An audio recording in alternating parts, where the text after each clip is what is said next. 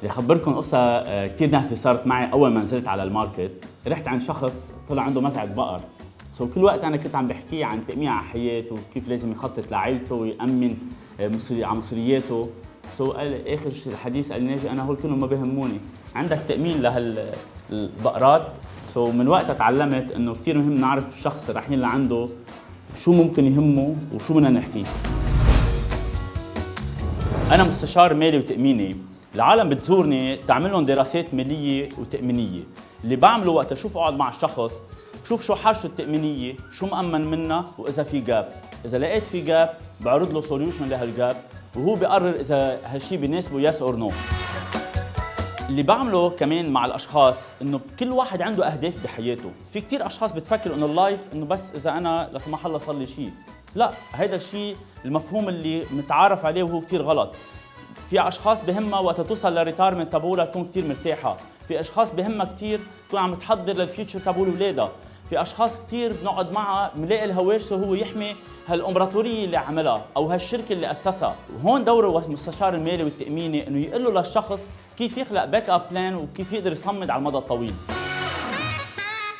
اكيد اللي بده يشتغل بهالمهنه لازم يكون عنده شهاده جامعيه، بيقدر يكون عامل بزنس او فاينانس او حتى دارس انشورنس، واذا بيقدر يعمل كومبينيشن ويل بي بيرفكت.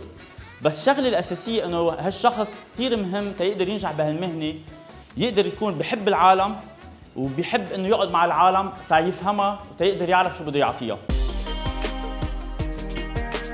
سر النجاح بهالمهنه قد ايه بنشتغل على حالنا.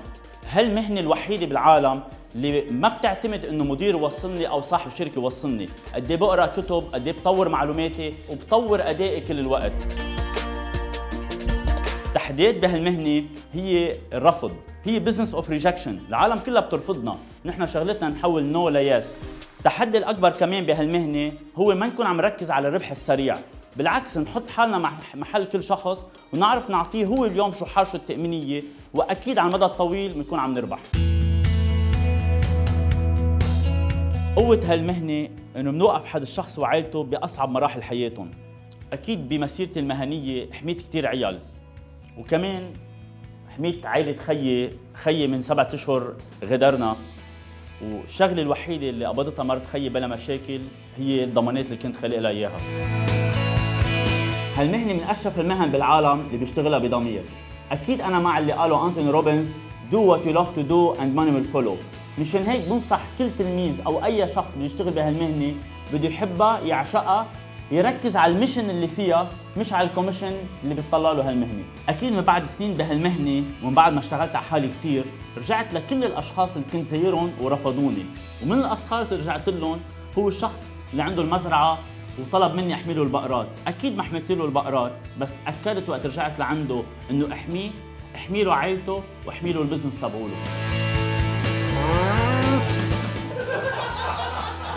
بدي اقول لك شغله وانا كمان